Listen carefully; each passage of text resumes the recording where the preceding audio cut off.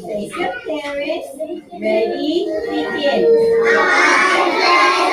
Allegiance to the flag of the United States of America and to the republic for which it stands, one nation, under God, indivisible, with liberty and justice for all.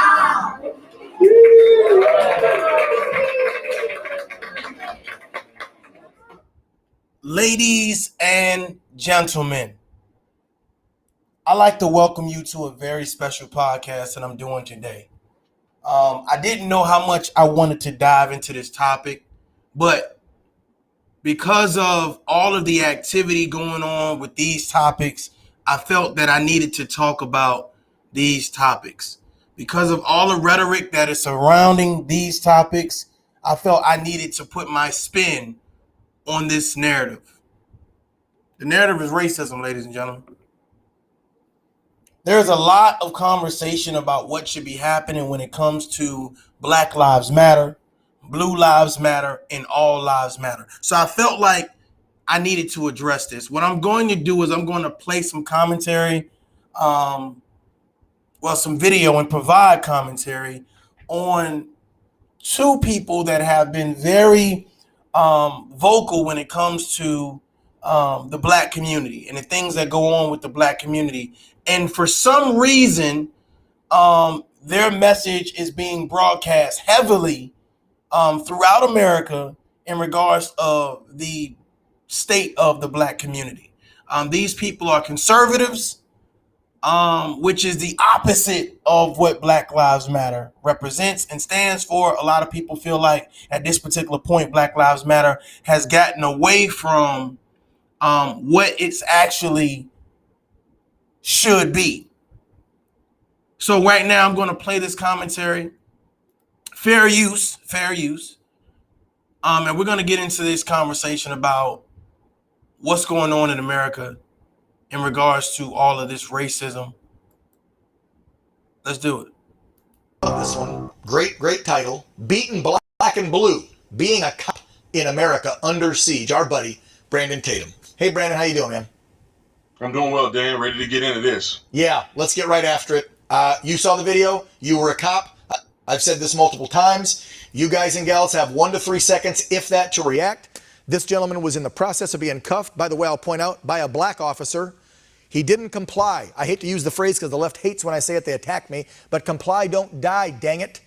And he fights, he struggles, he gets back in the car. She made a fatal mistake. She grabbed the wrong piece, I get it. But why didn't he just comply? We wouldn't even be having this discussion right now. Yeah, I think that's the big problem here. You know, I see two things here. I see a training issue and I also see a compliance issue. I don't know why in the world the African-American people in this country do this on a day-to-day basis. Everybody cries about Philando Castile and all these other people who have resisted arrest and ended up getting killed, but yet they do it time and time again. What was his expected end in this? Did he feel like they were just going to let him go just because he didn't want to go to jail? What you start with is not having a warrant for your arrest, and then when it's time to go to jail, just go to jail. Now, I do see a problem with this young lady is that you are signed up for a job. You should be trained. You should be ready to go. Mm-hmm. You never pull a gun out instead of a taser because you end up killing somebody, unfortunately. So I personally believe that she wasn't malicious, had nothing to do with race. I don't think that she should be charged criminally. I think it was an accident in the heat of the moment. There was no culpable state there for her killing this guy. It was an accident. However, when you make accidents like that, you are no longer allowed to be a police officer. Right. She should not be a police officer anymore because she cannot handle her composure. She don't know the difference between a gun and a taser. And that's a training issue. Right. Because which means you don't defund defund the under police pressure. if you want to train cops better. So that will then poke a hole, what you're saying, in the narrative of defund, because you need to train them so they're better trained so this doesn't happen. Right. You're going to see an influx in these people who are probably not as well trained, who are scared to death when they're on duty because they're this rhetoric against law enforcement. If they would stop pushing this dangerous rhetoric against law enforcement, give law enforcement more money to train individuals, maybe this young lady wouldn't be so flustered and pull her gun out instead of a taser. So there's two faults in this. So here's my issue with this. I don't have an issue with everything that Brandon Tatum says, but there are some things that I find to be very ironic. There are some things I find to be very disingenuous when it comes to what he says. First of all, I don't care how flustered you are as a police officer. If I'm a citizen and I'm going, I'm traveling the roads, the highways and byways, whether with myself, friends, or family, you stopping me for a traffic ticket or doing a routine traffic stop should not cause my death. I don't care how many warrants I have. I don't care what I'm doing. Unless I'm attacking you, then you should not be attacking me. I think the issue right here is when we make excuses for poor behavior. When we make excuses for scenes that leave us on the ground getting punched, leave us getting shot, and leave us in a state where now we have to protest and we have to riot, we have to cause ruckus. Some shit has to burn. And then we get on these platforms and we use people like Brandon Tatum and Candace Owens, both black conservatives, and we let them say what Caucasian Americans really want to say. But they know that it won't sound good coming from them, like Ben Shapiro. So we use people like Brandon Tatum to attack Black Lives Matter, to attack or talk about Black America. I want you guys to see what he says about Black America. And this is great that he goes on here and he has a platform and someone says, oh, let me bring him on Real America where we have thousands of people. Well, here's the thing. A lot of those people that view these type of shows, they're not black people. And people like this. There are people that are being told how bad black people are. Black people are killing each other. Black people are criminals. Let's just be honest. These are the type of people that Brandon Tatum talks to. He doesn't go into school systems where there's predominantly black people. He doesn't go into neighborhoods where it's predominantly black people. He is put in place, just like Candace Owens, to make white people feel comfortable about talking about black people. I want you guys to hear what he says and how far left he takes this. Here we go. I don't think she will be charged criminally. I don't think she should. It was an accident. Yes. And those accidents happen when you are a dummy and you want to resist arrest. Things will happen to you. Either she shot you there or they shoot you when you're down the road in a high-speed chase. I have no sympathy for this young man who's out here committing crimes, have warrant for his arrest, and decided to fight the police and try to drive off. I have no sympathy for him. Thank you. I also feel like this officer should be held accountable. Why is he saying thank you? Why is the host saying thank you? This black man says, I have no sympathy for him. He's out here committing crimes where, from my understanding, he was stopped based on a traffic stop. They ran his name and said, okay, you have a warrant. Well, my thought process is this, ladies and gentlemen. Anytime that you have a warrant, do you deserve to die? Resisting arrest can be as easily as they grab your wrist and you yank your wrist back. That's resisting arrest. Do you deserve to die for that? I have no sympathy. I don't know why when it comes to black people, their background predicates on how you should be treated by the police. Can somebody explain that to me? I'm kind of lost. Why does my background matter in the moment? Why does my background matter in the moment? That means if I have a criminal record or I have a record of wrongdoing, why does that matter when it comes to how you treat me as a human being? Like, we're under this impression if you serve your debt to society, then you should be treated equally or whatever case may be. But then we have people like Brandon Tatum and Candace Owens who go on shows and start saying, well, I have no sympathy for this young man, this 20-year-old man. Lady, I'm about to piss somebody off. So you telling me that if you 20 years old and you've done some criminal activity, you ain't got the you shouldn't be given a second chance. You don't have time to turn your life around. Do you know how many pastors out there, how many congressmen out there, how many judges out there that have done wrong, that had an opportunity to change their life? And you're telling me that you have no sympathy for this man, this young boy who jumped back in the car. He's resisting arrest. And because an officer got frustrated, because an officer was undertrained, because an officer decided that instead of knowing the difference between a taser and a gun, shot this young boy. Shot him. If you look at the video footage, you will see that her partner, her black partner, was in the way, was tussling with this Mr. Wright, and she could have shot her partner.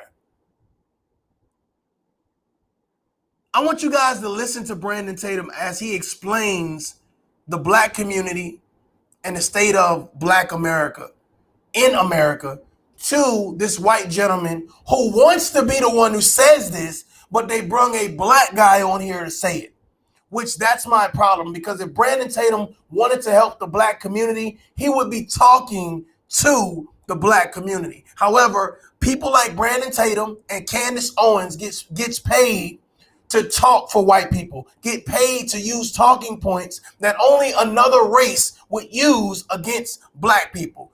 Forget the resisting arrest. If I'm resisting arrest and we're in a hand-to-hand tussle, that does not mean I deserve to get shot. That is no excuse for that. Just like it wouldn't be an excuse for the person that's getting arrested to pull out a knife, to pull out a gun. It is no reason to pull out a gun on someone that is unarmed. That is cowardly. But he makes excuses for it. Here we go. Accountable because of her actions as well. Yeah, there you go. I couldn't agree. Everything you just said, I'm in full agreement with, Brandon. You sent us a video over that has you narrating an officer involved incident. And I want to roll that real quick. It's about a minute, and then have you comment on that as well, because you obviously have walked a beat. You've ridden in the cruiser. You've, taken down suspects. You know what it's like, where these media folks who just went after the chief of police today and the mayor, asking them nasty, angled questions and stuff. People just don't understand it. Or these politicians that are protected by armed guards. They make all these statements out there inciting more violence between the races when they don't get what it's like to be a cop. So let's roll this video, which has, I believe, you narrating it, and then we'll chat about it. Pull over this guy on a traffic stop, looked to be a legitimate traffic stop, doesn't seem to be combative. The guy showed registration and insurance. The officer noticed that he has a weapon on him. And so for the officer's safety, he said, hey, do you mind if I take the weapon off of you while we have this police encounter? I'll give it back to you after it's over. Which seems to be very normal to say to somebody and non-confrontational. But then watch what happens. All right, hold on. All right, let's go to my vehicle, okay? Come on.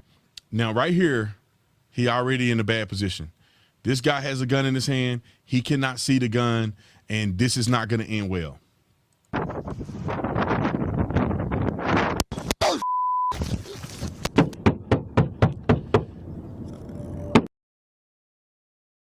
Ladies and gentlemen, this is the bullshit that I'm talking about. I don't care if you left wing, right wing, liberal, conservative, Republican, Democrat. I don't care who you are. This is the problem. This is what this video, Brandon Tatum is trying to say justifies the killing of Mr. Wright. Using this video and this narrative, the reason why this police woman was so afraid, was so shook when Brandon Tatum when Mr. Wright jumped back in the vehicle. Oh my God, because of this video. Totally different situations. One, this policeman is by himself. That's one. He did a traffic stop by himself. That was not the case with Mr. Wright. Totally different. Two, how long does it take to pull a weapon? Somebody would say, well, it doesn't take that long to pull a weapon. Rightfully so. But as soon as he jumped back in the vehicle, here's my thought process. Until you see a gun, you don't shoot. Until you see a knife, you don't shoot. You shot an unarmed civilian, an unarmed pedestrian, an unarmed 20-year-old man. It's no excuse. There's no excuse, but we're making excuses by saying, let me show a video where the traffic stop ended bad. Let me show a video to justify the killing of Mr. Wright, to justify him being on the phone with his mother and she hearing him getting shot. These are the excuses that are being made. He had a warrant for his arrest. One excuse. He resisted arrest. Two excuses. He tried to jump in the car and leave. Three excuses. He had a criminal record. Four excuses. That is ridiculous. That is absolutely ridiculous. When we start saying treat people like people, unless you saw a weapon, don't shoot. These type of scenes are not justified, ladies and gentlemen. They're not justified. No matter who says it, no matter how they articulate it, no matter what videos they put with it, no matter who's paying them to say it.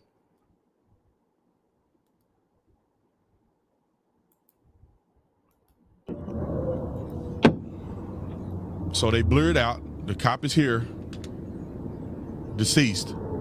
This guy gets in the car. He takes off. Look at the time you guys have to react. And so, yes, she drew the wrong weapon. But again, that guy turned. It appeared he was reaching for. Ladies and gentlemen, that's the whole situation. Yes, the police officer drew the wrong weapon. That's the situation. That is the narrative, lady. I'm about to piss somebody off. That's the narrative. That is the narrative. Yes, she drew the wrong weapon as a trained police officer who panicked from a guy that was maybe 75 pounds soaking wet, tussling with someone who was way bigger than him. Did he say gun? Did he say knife? How could you be that untrained? How could you be that flustered to see two men tussling? Do you see how easily this guy? Oh, well, it was just, she just simply, like, hold on, I got to do this. I got to do this. I think that's fair. I think that's fair. Listen to how he explains this away. She just made a mistake. She just made a mistake.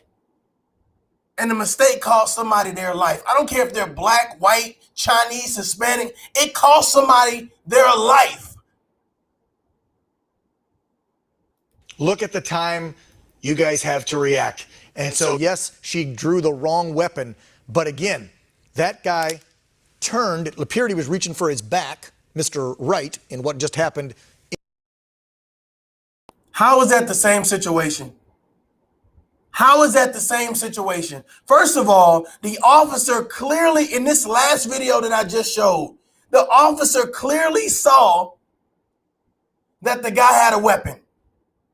So he should have handled that situation totally different. Totally different. But he didn't. Hell, he should have called for backup and just stood there and watched the guy with his hand on his firearm. There are so many ways he could have handled this situation. However, he did not. God rest his soul, he did not. However, that does not justify the shooting of Mr. Wright, a 20-year-old man who had a warrant for his arrest, and a cop standing there screaming, taser, taser, taser. I don't know if you guys have ever played football or ever played hide and seek or where people say 1,000, 2,000, 3,000. Well, when you're saying taser, taser, taser, guess what you're doing? That's premeditated murder. That's premeditated murder. You're telling me if I'm holding a gun out in front of my arms parallel to where I can see, you're telling me you don't see a gun in your hand? You don't feel a gun in your hand? There is no cop that has jumped online yet and says that a taser is the same, feels the same as a gun. That is the same weight as a gun. Let's stop making all of these narratives that, oh, well, you know what? She just made a mistake. But he had a criminal record, so that's okay. That's not okay. I don't care if you served life in prison and you just got out on good behavior and now you get stopped by the police and you resist arrest. You still don't deserve to die. You justify the killing of human beings based on if they have criminal records or not. Is that what we're doing now? You're justifying the killing of human beings based on if they have criminal records or not. Think about it. George Floyd, criminal record. Jacob Blake, criminal record. You justify actions of police officers based on the fact if you had a criminal record. Like, that's the first thing that comes out. God forbid if you get shot in the process, well, you deserved it. At some point in time, you resisted arrest. Do you know how easy it is, ladies and gentlemen, for someone to say that you resisted arrest? Do you know how easy the lieutenant that just got stopped in Virginia, that got pulled over by the two cops, now is suing the Virginia Police Department, and from my understanding, winning. Sprayed him in the face with mace, threw him on the ground in uniform, held him at gunpoint. This shit is ridiculous, and we make excuses for it instead of calling it what it is. Whether it was a mistake or not, it was a deadly mistake. A mistake is, goddammit, you dropping a glass. A mistake is you stepping on somebody's shoe. A mistake is you accidentally bumping into someone at a grocery store. A mistake is not shooting someone. In Brooklyn Center and then dove back into his car for what? You don't know. And so she pulled her, unfortunately, piece and shot him instead of taser. And like that one there, he made a bad call. I just wish people would understand what you guys have to go through out there, and they don't get it, Brandon. I think you're under this false impression that, let me ask you guys a question. Suppose we change the narrative a little bit, right? Suppose this cop overreacting to a situation, that bullet that she shot screaming taser, taser, taser, would have flew through the car and hit an oncoming car that was driving by and killed a kid. Would it be so like innocent then? I mean, we're thinking 20 years old. A lot of people don't even take that to be serious. They don't even take, oh, well, they just 20. They young. They haven't even started traveling yet. Hell, they might have started college. They might have not. They're just living in the prime of their life. What 20-year-olds do you know that are so, like, mature? No, come on. They still smoking weed and partying and having reckless sex and driving with the music loud. What 20-year-old you know that have it all together? They just have it all together. Can I see a 20-year-old resisting arrest? Yeah, I can see it. Can you expect it, or almost to expect it to a certain extent? Yeah, I can probably expect it to a certain extent. But do you deserve to die from that? I don't think you deserve to die from that. There is no excuses whether it was this guy or this guy. But when you start making excuses like, I wish people would understand how difficult a police officer's job is. We're not saying that it's not difficult. We're saying you chose that job. You chose that job. And when you have a uniform on, you're expected to act accordingly. And when you don't act accordingly, you should be held responsible. Case in point, young man in this photo right here. Do you think, let me ask you a question. Should he be kicked out of a neighborhood he lives in by a white man because he's a criminal? Let's say at some point in time he went to court and something's on his record. Do he deserve this treatment by someone that should be upholding a certain standard, a certain level of discipline? Well, he has a juvenile record, so, it was okay what happened to him. It was okay for him to be bullied. It was okay for him to be harassed. Okay, well, we're saying this was okay. Him yanking away from a policeman and jumping in his car to drive off, we're saying that was okay. Well, you know what's so funny about the situation? He never drove off. Or did he drive off? I think he did drive off. He did drive off. I'm sorry. He did drive off and crash the car. But from my understanding, no policemen were hurt. No policeman was shot. No policeman was stabbed. I'm trying to get down to the nitty gritty of how you fail as a police officer means he deserved it because he had a warrant. I'm going to let y'all hear the rest of this. Here we go. Brandon? Yeah, and that's the most stressful thing that I deal with on a day-to-day basis, that people just don't get it. You have to be held accountable as a police officer. But my God, she probably watched that video before this traffic stop happened. People, you never know.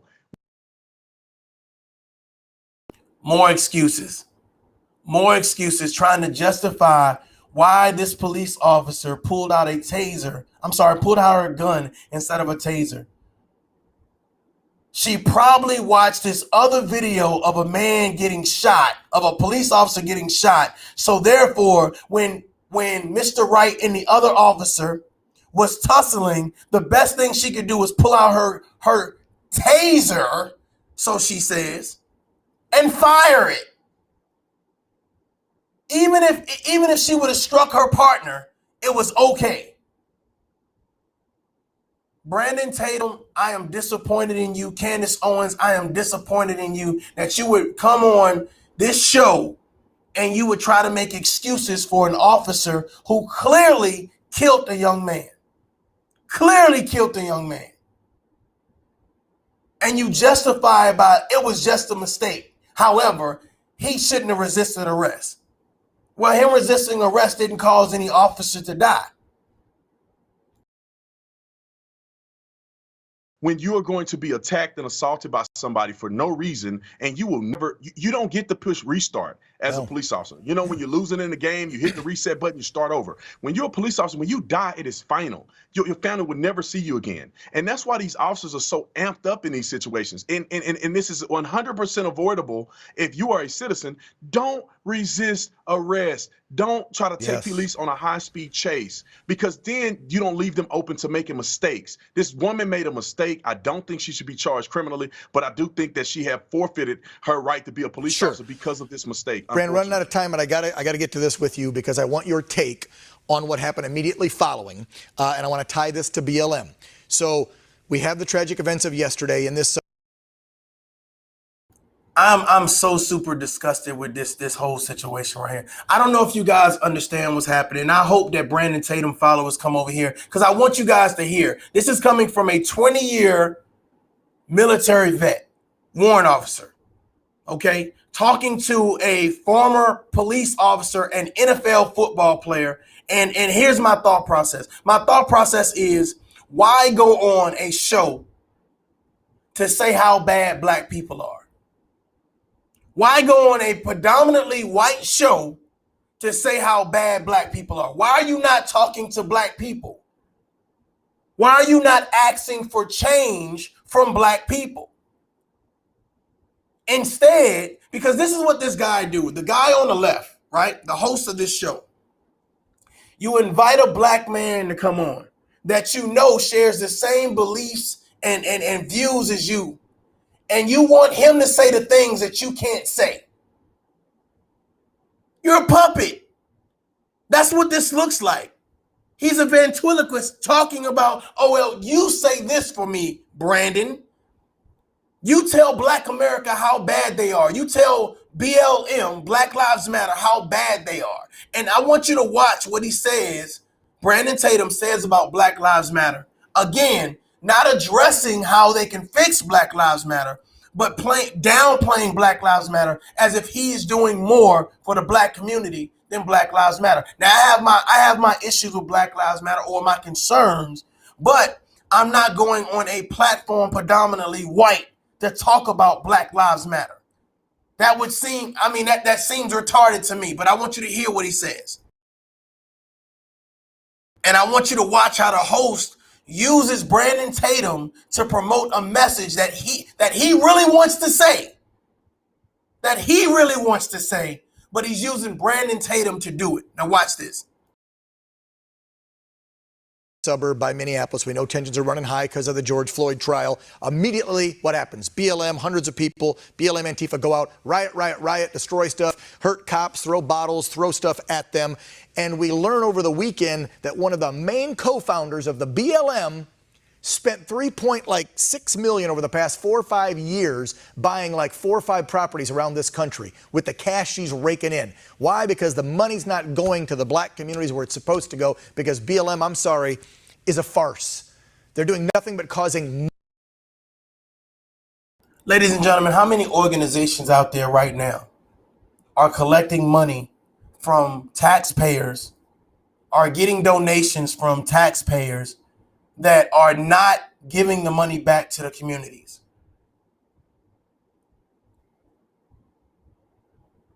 Y'all quiet as hell right now.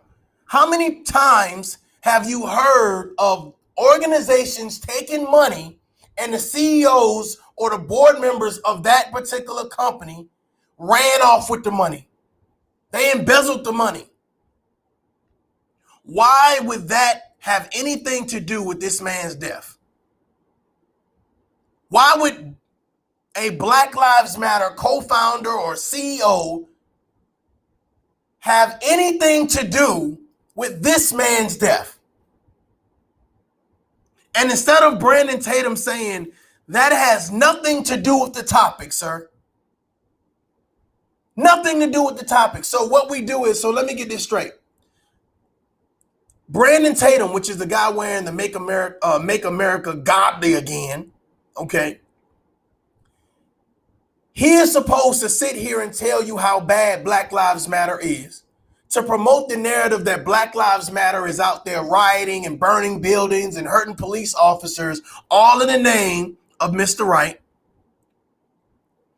And my thought process is this. Why?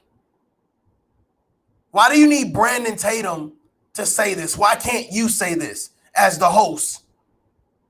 Why can't you say this? Why do you need Brandon Tatum to say this?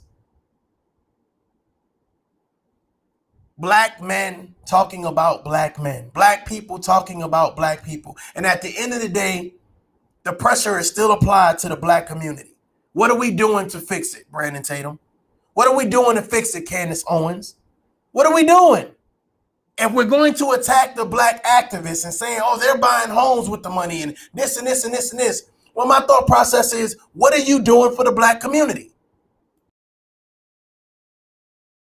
More divide in this country. They're not bringing people together. They're not helping black communities. Your thoughts, and then we got to run. Well, you know, the dumbest people in our society right now are these black activists and BLM. The dumbest people. How in the world? The dumbest people, ladies and gentlemen. The dumbest people are these black activists. This is a black man on a white show talking about black activists are the dumbest people. I want you to let that breathe and resonate with you. Can you imagine me as a black man sitting in front of Black America talking about the dumbest people are these black activists? As if this man right here is an advocate for the black community. As if this man is in support of the black community. He didn't say some. He didn't say a few. He said the dumbest people are these black activists. Let me let it play.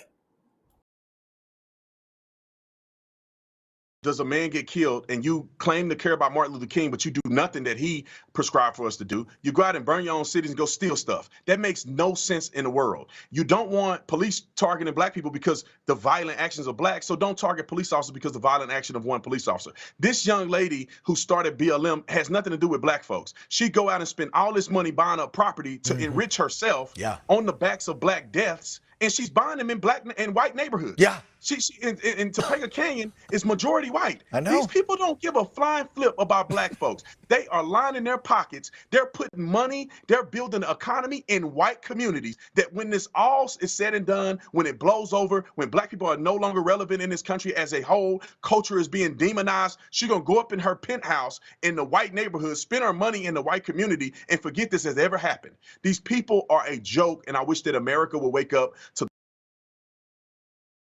Ladies and gentlemen, that's the same thing he's doing. Everything that he just said that the Black Lives Matter leader or activist is doing is the same thing that he's doing.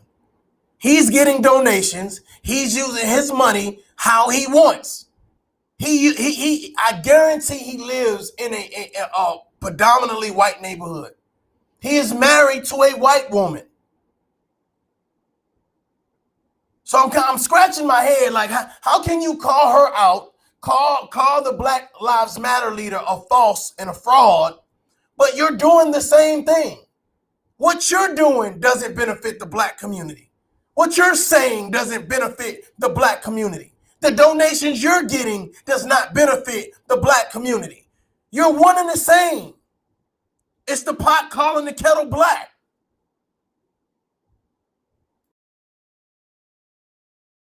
To the farce that is BLM, the farce that is this woke protesting culture. They burn their own communities and they steal out of stores because somebody died at the hands of a law enforcement officer, but they will do nothing when black kids are getting shot to death in these inner cities. Yeah. They won't even make a t-shirt, won't do a fundraiser, won't do a GoFundMe. They won't do crap. Yeah. These people are evil, and I'll leave it at that. Brandon Tatum, you are a fucking sucker. Everything he just named is exactly what happens in the black community. How many GoFundMes have you seen when a black person dies? How many t-shirts have you seen when a black person dies? This is him trying to appease someone else. It just came straight out of his mouth. I didn't make him say this shit. Everything he just said is exactly what black people do in the damn inner cities. Think about that. How many times have I said on my show, damn, we need to stop these GoFundMes and actually get life insurance so that way when you die, you're not leaving bills and your funeral can be covered. GoFundMes is the go-to. Making t-shirts. Hey, I'm tired of seeing all these black people on t-shirts talking about RIP. Let's just stop killing each other. Let's just stop having all of these deaths, period. So everything you just named is exactly what they do. But the fact of the matter is, you're saying this on a white network to appease a white audience. That's the issue. Brandon Tatum, dude, listen, whoever you married, whoever you love, whoever you had kids by, that's not in question. However, the point of the matter is, you're not doing anything for the black community. You're not advocating for the black community. That's the problem. As a black man married to a white woman who has mixed kids, you're not advocating for the black community. So then when you turn around and say, well, these black activists, all of them are stupid, all of them are dumb, all of them are idiots. Well, what are you doing to support the black community? Because the majority of your money comes from donations from white people who listen to you say how dumb black people are. I'm just curious, like, what's the difference here? Black Lives Matter gets donations, you get donations. You talk your rhetoric, they talk their rhetoric. You're in defense of police officers. Okay. But the message that you're saying should be said as a big brother, as a gentleman that says, hey, I was a football player, I was a former police officer. Let me talk to the black community real quick. Hey, you guys, we got to do better. Hey, you guys, you know what I'm saying? Taking it out on all police officers or property. You know, let's change the narrative and refocus our energy onto changing policies. But your whole goal and mindset is to get on here and be a puppet for someone and think that it's great and think that it's awesome. And this shit is sad. I would love to do a one-on-one conversation with Brandon Tatum and Candace Owens. You know what's so funny? I actually issued that challenge like a year ago, and someone said something. I think it was around the time George Floyd died, because I was kind of disgusted about the comments that Candace Owens has said. But the fact of the matter is, someone said, "Oh, she'll destroy you." Destroy me? It's a simple conversation. Either you can have it or not. But I noticed that Brandon Tatum only talks to people who have a shared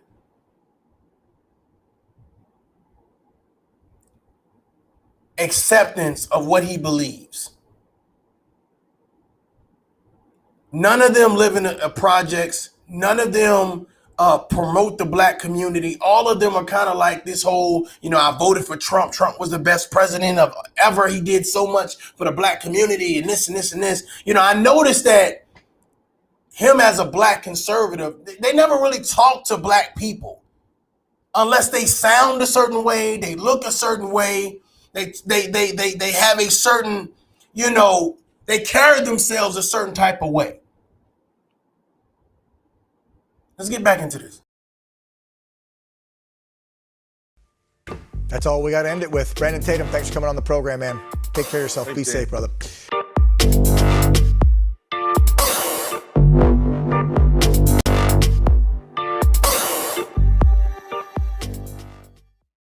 Candace Owens is the host of Candace. She joins us tonight. Candace, thanks so much for coming on. Maybe I'm being too soft, but anybody who can talk, America's woke corporate structure into sending close to $100 million on the basis of that lame rap kind of gets my respect in a way.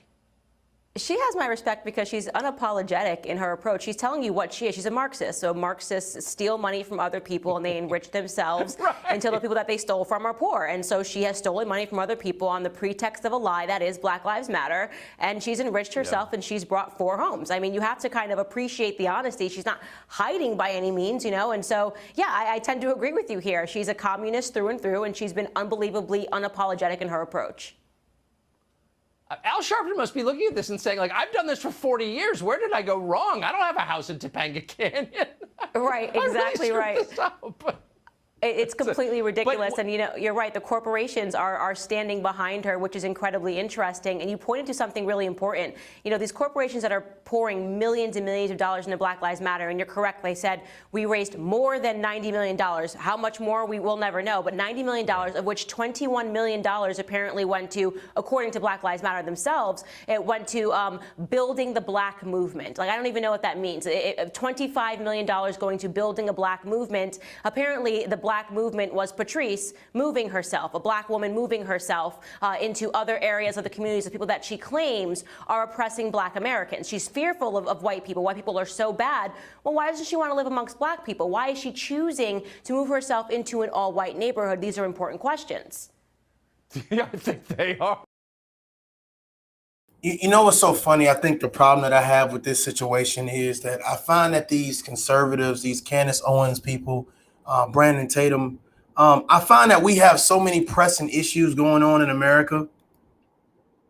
So many pressing issues going on in America where all types of races can come together and have a conversation to try to do their best to end racism. Try to do their best to say, let's write what it is that we have an issue with, so we can come together, so we can have the tough conversation. But it's like we missing the mark. We're missing the mark on what's actually going on, so that way we can ignore the problem. And how long do we ignore the problem? I believe that it's just like what everybody else says. Candace Owens, oh, she speaks so well. She carries herself so professional. Look at how she dresses, and oh my God, oh, yay. And what it really boils down to is, why are you not using your platform to promote black people? To give black people a way ahead. To say, you know what, I'm gonna be the first black woman president. Let me talk about advocating for the black community, because I realize how oppressed they are, or I realize the difficulties that they have. It's like I'm going to go on a white show, right? and I'm going to laugh and giggle because someone brought her home. Well, here's the thing. If you're giving your time and your effort and your energy to any organization and you can benefit from that organization, then rightfully so. Candace Owens benefits from donations from both black and white people. I'm sure she lives in a nice home, but why is that the conversation? Why are we not talking about more pressing issues? Why are we not talking about racism? Because obviously people feel like racism exists. Obviously people feel like racism is a problem. Is it not? This is taught. This is bred. This is happening in people's communities, in people's schools, in people's churches, in people's organizations. Why are we not talking about the tougher conversation? Black people are doing this. Black people are doing that. Black people are doing that. Well, at what point in time do we get to a point where it's say, you know what? Let's stop saying black people and stop saying white people and stop saying, let's just talk about people and what people need to do to help abolish racism.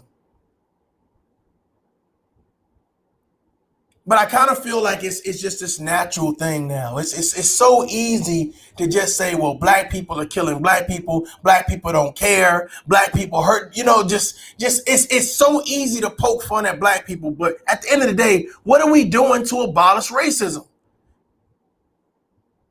What are we doing?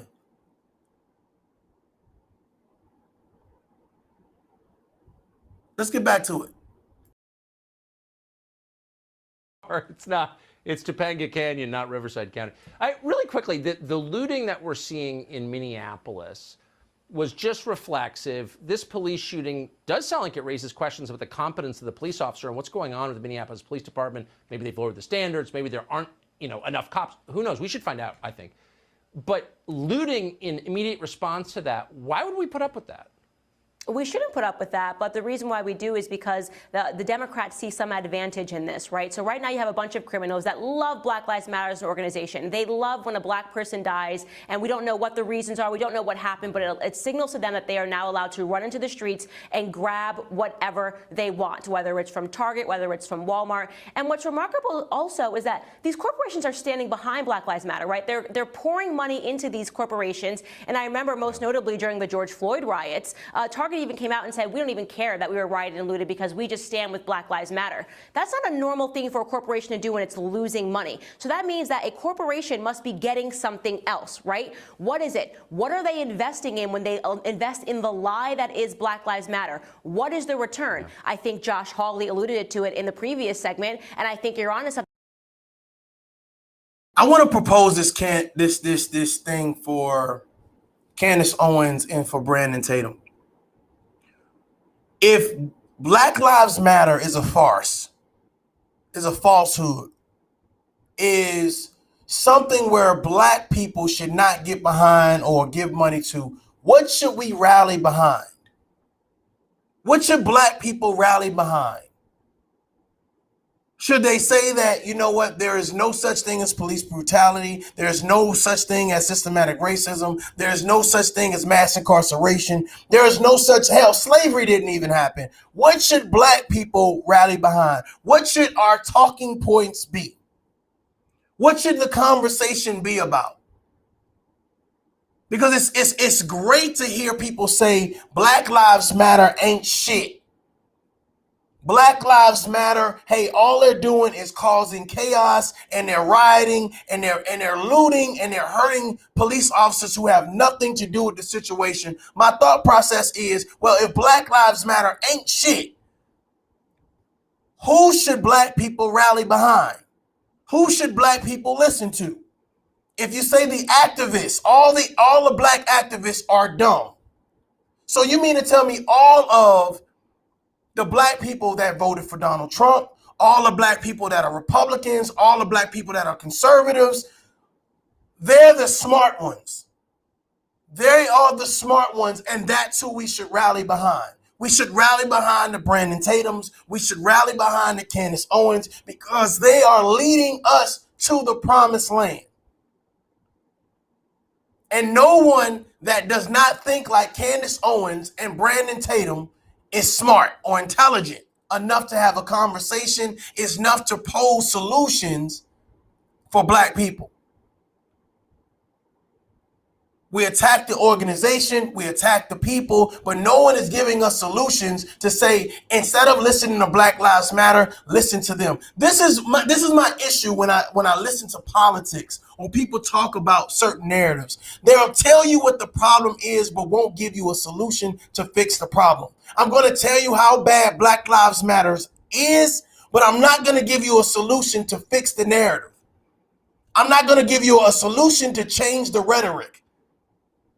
And here's what's so funny. You mean to tell me everyone that is looting, everyone that is rioting, they all belong to the Black Lives Matter organization? Everyone that is doing something harmful and disrespectful to police officers all belong to the Black Lives Matter organization. When you see stuff like this, you should not be upset. This is just one person doing one bad thing. I'm going to be honest with you. If I was from Minneapolis, I'm going to tell you, you don't have any more chances.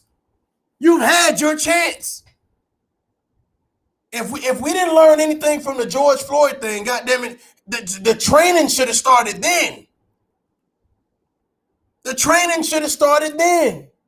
If you're that nervous and you panic that much that you're saying, oh my God, I don't know what you're reaching for, but I'm going to go ahead and shoot you. Get that out the way. Let's get that out the way first. We make all these excuses. So let me get this straight. Black Lives Matter is a falsehood, but we're saying that the police department is undertrained. So get rid of Black Lives Matter, but keep the police. That's interesting. That's interesting. That's interesting. There are a lot of people that believe in this narrative that Black lives do matter. A lot of people don't believe that, hey, I'm going to run out into the streets and I'm going to burn down every car and every business and every, organizational setting that I see, every brick and mortar that I see. But there are people that are frustrated. There are people that are under this impression like enough is enough. Can you imagine if your son or daughter goes out to a protest and all of a sudden they're getting hit with rubber bullets or tear gas or getting sprayed with hoses? You know what? I heard this commentary from another podcaster who was saying that, the Minnesota Police Department should up the ante and bring out water hoses and start spraying the protesters. And I thought that was the dumbest shit I ever heard. I thought it was dumb as fuck. This right here, ladies and gentlemen, could have been your son, your uncle, your nephew, your cousin, your best friend. Hell, somebody just played basketball with. And when you watch that video, it does not justify him getting shot. I don't care how you spend it. I don't care how you fold it. I don't care what you thought. It doesn't justify him getting shot. And I know that several things, for some reason, when black men are getting shot, all of these other things are being listed. Like, let's talk about his criminal record. Let's talk about him jaywalking 5 years ago. Let's talk about how he cheated on a math test when he was in the 5th grade. He was not a good person. I'm about to piss somebody off. Let's talk about how he was not a good person. It's becoming tiresome. I am tired of seeing people die. I am tired of hearing, say his name, say her name. I'm tired of the narrative that as soon as someone dies, the first thing we need to look at is their criminal background. The first thing we need to advocate for is how much of a bad person or a bad citizen this person was. We go from this scene to this scene. Let me put this in perspective. Let's say this scene happened first. Let's say this scene happened first to this scene. And then once I beat you to a pulp, once I accidentally shoot you, once I accidentally break your arm, once I accidentally give you a black eye, then we go to, well, they had a criminal record, so it's justified. They shouldn't have been resisting arrest. Let me ask you a question. You think the man on the ground right now is resisting arrest or blocking his face? Which one do you think it is? You know what? He deserves to get punched because he violated probation, or he has a criminal record for he jaywalked and stole some candy bars. He stole like a whole case of candy bars. So he's a criminal. He wasn't a productive citizen. He wasn't a human being. It's such a hard job to determine how many times I should punch this guy, and then arrest him.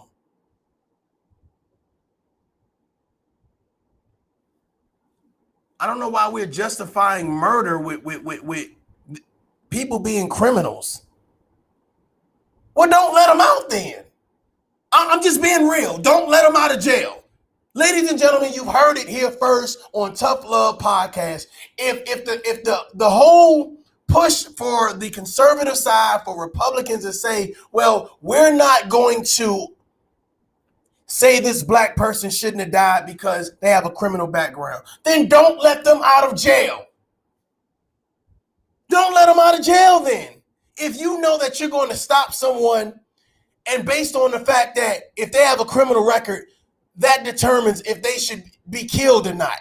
That determines if I'm going to go from a non-lethal to lethal weapons in a split second. Ladies and gentlemen, I want to ask you guys something real quick about Mr. Wright. I want to ask you something about this gentleman right here on the screen right now. Let's get into this.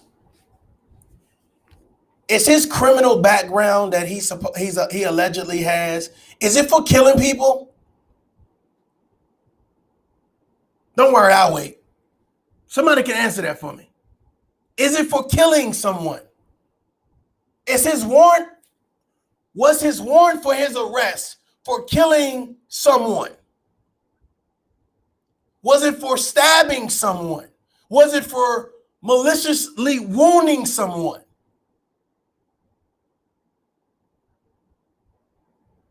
Don't get quiet now. The comments was coming in crazy. Now I'm asking a simple question. I know it's Brandon Tatum's and Candace Owens followers in the room.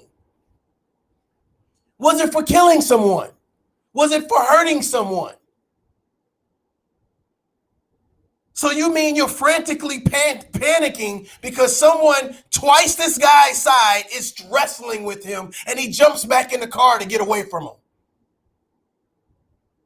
You seen the video like I did. So let's paint the narrative that this guy was a violent criminal and a weapon needed to be drawn on him. Not a taser, not pepper spray, a gun. A gun. And we're making all these excuses of why, oh, well, this guy was a resisting arrest. This guy has a criminal background. This guy was 20 years old. 20 years old. He wasn't bigger than your partner. He wasn't stronger than your partner. Should he have resisted arrest? No one's agreeing with that. No one's agreeing that he should have resisted arrest. We're agreeing that he shouldn't have been killed. He shouldn't have been shot.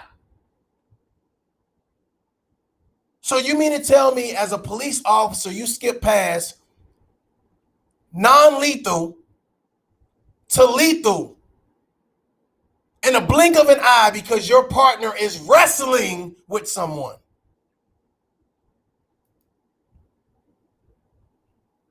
Crazy. That's crazy. Let me let this play.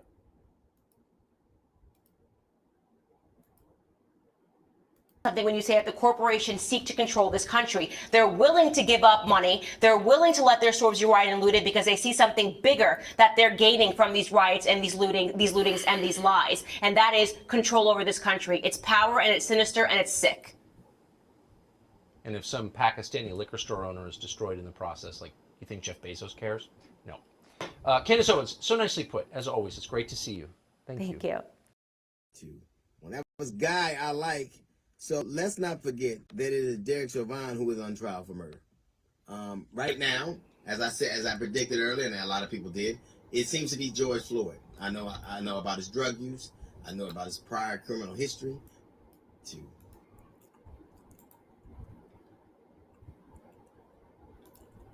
I want you guys to hear this real quick. This is D.L. Hughley.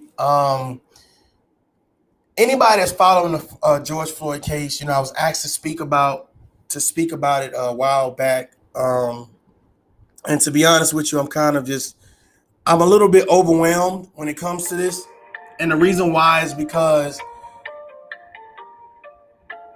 within 48 hours of this man dying, the narrative was he had a criminal history. And I was taken back, and I was like, did y'all see the same video clip that I saw? Did you see the same footage that I saw of this man having someone kneel on his neck until he died, until he gasped for air, until he called his mom? In some type of way, it was justified, and I don't know how. And I'm going to be honest with you, that shit is scary. It's not just scary for me. It's scary for the people that's coming behind me, the next generation. Well, just don't resist arrest, and you don't have to worry about it. Okay. So every time you hear something about someone having an issue with the police, you're saying that they resisted arrest. Every time you hear something about someone having an issue with a man in the uniform or a woman in the uniform, they resisted, and they deserve that. Because we can to their background to see if they had a criminal record. Ladies and gentlemen, if that doesn't make you nervous, or if that doesn't have you concerned, if you've ever got in any type of trouble, let's say you was in college and you got into some trouble, you was in high school, you got into some trouble. Hey, you got into a fight you shouldn't have got into. You were drinking and driving. Something happened and the police were called. And people are using that to validate anything that happens to you. They're validating what happens to you that is inhuman, that is unjustly, by saying that, well, you had a criminal past, so you deserve that, rightfully so. You know what's so funny? I've yet to see someone that was Caucasian die, and someone said they had a criminal past, so they deserve to die, rightfully so. I want you to listen to D.L. Hughley and how he breaks down the information for the George Floyd trial. Here we go. When that was guy I like. So let's not forget that it is Derek Chauvin who is on trial for murder. Right now, as I predicted earlier, and a lot of people did, it seems to be George Floyd. I know about his drug use. I know about his prior criminal history. But the one who is on trial is Derek Chauvin. I don't know anything, and they're not allowing them to bring in, this is evidence, I don't know anything, or the jury doesn't know anything about his 17 allegations of abuse. They don't know anything about the fact that he was fired. Why is it that the man who was murdered, we know his failings, we know his foibles, we know his shortcomings? And another thing, what bothers me the most, George Floyd is not dead because of the things that he did wrong in his past. He is dead because of the things Derek Chauvin did wrong in his past. Wow. I'm going to rewind it. George Floyd is not dead because of the things that he did wrong in his past. He's wrong because of the man that did wrong in his past that killed him. What are we talking about, people? What are we talking about? You guys sound like fucking jackasses talking about George Floyd's history. His history didn't get him killed. His history didn't get him killed. A police officer kneeling on his neck, on his back, on his legs, cutting off his oxygen to the point that he could not breathe, where it was videotaped. That is the problem. That is the goddamn thesis. That is the subject of this goddamn topic. Well, we need to talk about him and his drug use. We need to talk about him and his criminal background. That is fucking stupid and idiotic. And there are people with multiple degrees. There are people with multiple businesses. There are people with multiple resources that sit down and say, he deserved to die. Candace Owens being one of them. How do you dehumanize a person? How do you embarrass a person? How do you show that, you know what, I mean more than you? It's not about you. It's about how I feel about you. Let's talk about your criminal background. Let's talk about you don't live in my city. You don't live in my town. Let's talk about that. Let's talk about the right to say I can do whatever I want to do to you just because I wear a uniform. I have the right to push you around and call you names. And I'm even cocky enough to say, you know what? When I call the police, guess what's going to happen? You're not going to like the end result, sir. You're not going to like the end result, ma'am. To the point where when it's caught on video, you have no choice but to now deal with it. But this is happening every day in a neighborhood near you. While people turn a blind eye. While people say, well, you know, hey. Let's finish. He has a propensity for being brutal. But because the judge and jury the judge and judicial system do not want to prejudice the jury against him, they're not allowing that evidence in. They're not letting that evidence in because for some reason they seem to have forgotten that he is no longer a police officer. He is a man being charged for murder. Murder. So he's given the courtesy of still having once worn the uniform and all the accoutrements of that while still being tried for murder. It prejudices the jury when you don't hear all the things that are in his history. Why is it that if I am on trial after the uniform, they bring up my entire past? Whether I was abusive, whether I was on drugs, what people at my job had to say about me. But if I wore a uniform and committed those same crimes, all of a sudden those things are off the hook.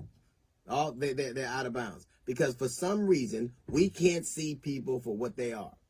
Absent a uniform, that man is a murderer, plain and simple. And no matter what people say, they always color it a little bit differently when you happen to have worn a uniform, when you did it under color of authority. All of a sudden, we can't know about his history, which is so relevant to this. If you have done it before, you will do it again. We say that all the time in our lives. But we can't know that he was brutal.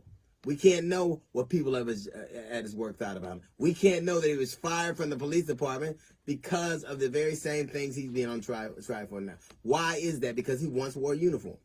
And another thing, why is it that virtually every other profession, if you're involved in something heinous where somebody loses their life, if you're a bus driver, you have an accident, you're immediately drug tested. If you're a train operator and you have an accident, someone dies, you're immediately drug tested. Airplane pilots, the same thing. We know how high the propensity is for alcohol and substance abuse in law enforcement. Why is it when something like this happens, they're not immediately tested? And even when they are, we should know that too. Why do they get the presumption of protection? Because when you know things about a police officer who has committed a crime and you try to hide those things, whether you're a municipality or a union, you are an accomplice to the very crime that he was sworn to protect. He was sworn to fight those crimes. And if you try to do anything to obfuscate that, you too might as well be a co-conspirator. In Los Angeles, a young man taking out his garbage, the police pull guns on him, and for 2 years they fought not to have that video released. They say it would be bad for morale. What is bad for morale is having cops walking around acting like that. Why do you get to take the video camera and keep it away? It isn't for your personal use. It is because we don't trust you. It isn't for you to make your opus. It's because we don't trust you. If you're a person who committed murder, treat them like you would anybody else. Let us know every single thing they've done. Because right now, George Floyd is on trial for his history, but it isn't his history that killed him. It is Derek Chauvin's. He is no longer a police officer. I want you guys to hear something very clear so that way you can say you heard it. George Floyd is on trial for his history. Let that sink in for, matter of fact, let me do this real quick. Matter of fact, not even this right here.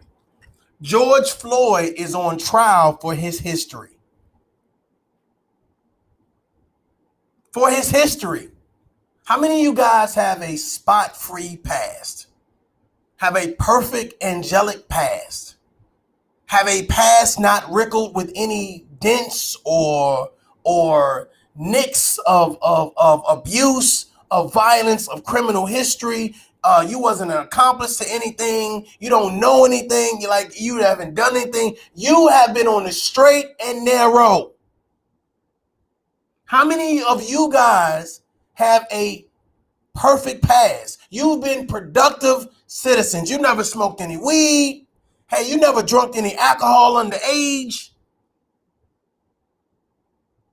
How many people have clear, productive, honest past? Ladies and gentlemen, there's not a lot of people that can say that. There are not a lot of people that can say that, you know what, I don't have anything in my past, whether on record or not. You know personally that you've done some fuck shit at some point in time.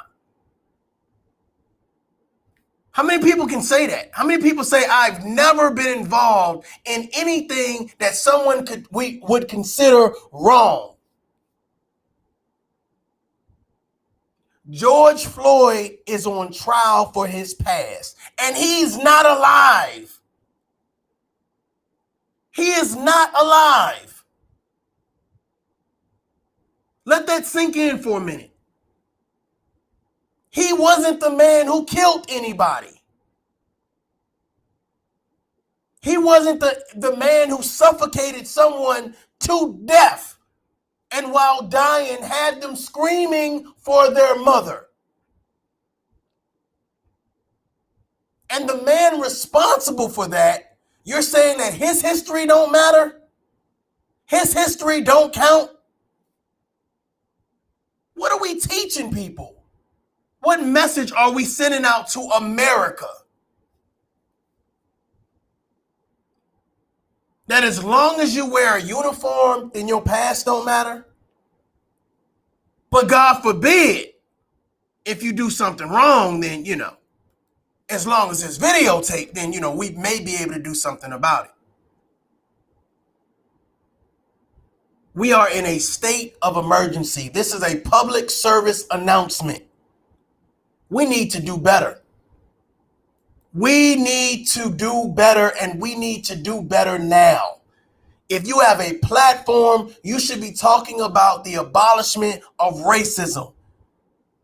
You should be talking about the abolishment of police brutality across the board. People working together across the board. Stopping this nonsense, pushing this narrative, promoting rhetoric that only separates other people. This is a problem. And if you can't see it, I don't know what to tell you. This is a problem, folks. That when you get stopped, you don't know if this is going to be your last stop, because guess what? You don't know if the officer is having a bad day.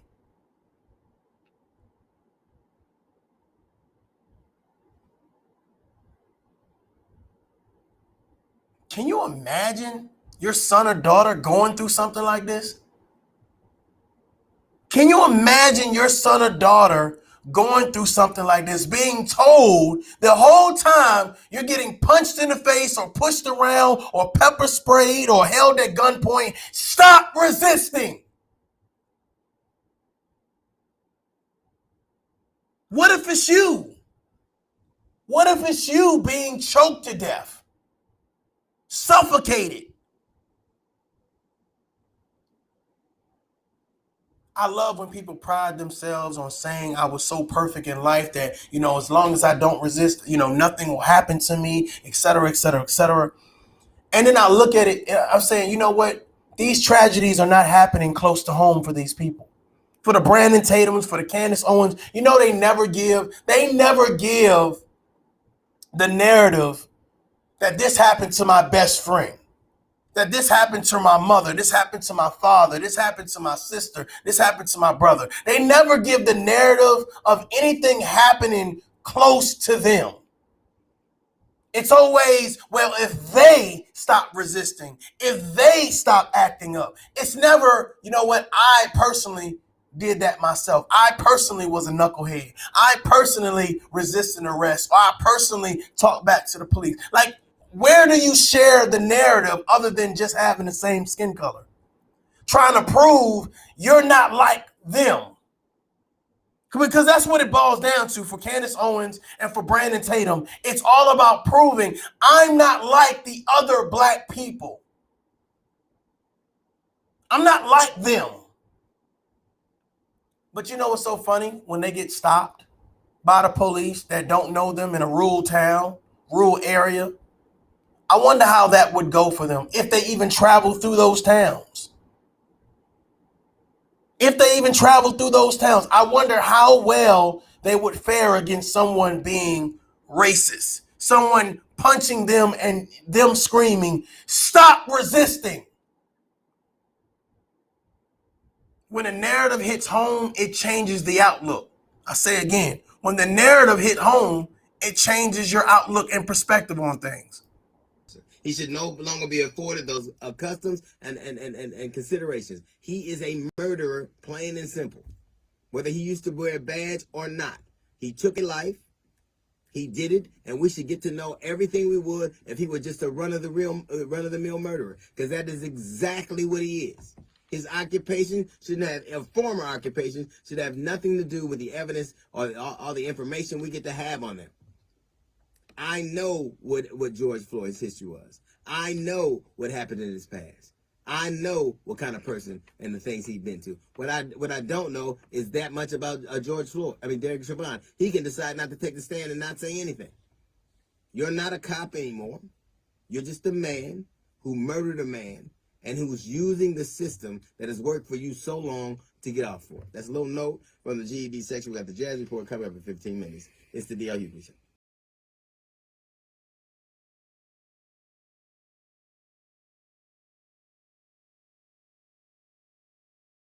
Ladies and gentlemen, at some point, we're going to have the tough conversation. We're going to have to say that, you know what, enough's enough. We just need to stop this nonsense. We need to get away from this narrative that once a criminal, always a criminal. Once a bad pass, always a bad pass. No one should die and their murderer is uplifted, is praised. Well, you were a police officer. You were a military veteran. If you kill someone, all that other shit is out the window. I don't want to hear about the country you served. I don't want to hear about the protecting and serving, because you failed. You failed. You misused and mistreated people in your uniform. You decided that your authority was to be respected to the highest extent, regardless of how many people see what you do, hear about what you do, or understand what you do. You thought that what you do was better than the person that you talk to. Ladies and gentlemen, we are all human beings. We deserve respect. Regardless if our past was bad, great, exciting, whatever the case may be, We deserve all to be respected, to be treated fair and impartial, regardless of what uniform you wear, regardless of what our walk of life has been. Everyone has not been given a silver spoon. Does that mean you can go out there and rob people and do bad things? No. However, shit happens. Shit happens. And if we're saying that we're using the criminal system to say, well, once you served your time, you've paid your debt to society. Well, how come you gotta have to continue to pay your debts to society after you die? After you die, you have to continue to pay your debt to society.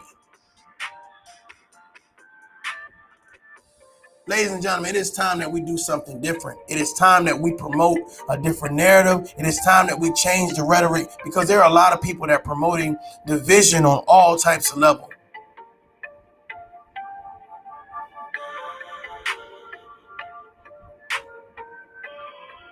I'm just really baffled by the conversation that I'm hearing from a lot of people on this topic. Hell, there's some people not even covering this topic. They don't believe it's important enough to do so. But it's scary. Where we are right now, it's scary at what we're facing right now as people, as human beings. And I feel sorry for the next generation. Like, what are they going to face? You know, who's going to tell them that they're not important because they have some bad stuff going on in their background? Ladies and gentlemen, it's time to do something different. It is time to change the narrative. It's time. It's time we look at this with a different set of lenses and change the narrative. We have to end racism. But first of all, before we can end it, we got to talk about it. We got to talk about it. We have to come together and sit down and say, hey, we need to stop this by any means necessary. And the people that promote it, the people that think that it's okay to do, they must be halted. If you don't know what this is, you should know who this is. This is Mario J, and this is Tough Love. Until next time, peace. Dot up. You're all a bunch of fucking assholes. You know why? You don't have the guts to be what you want to be.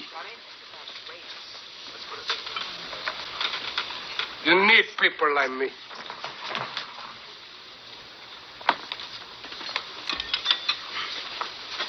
You need people like me so you can point your fucking fingers and say, that's the bad guy.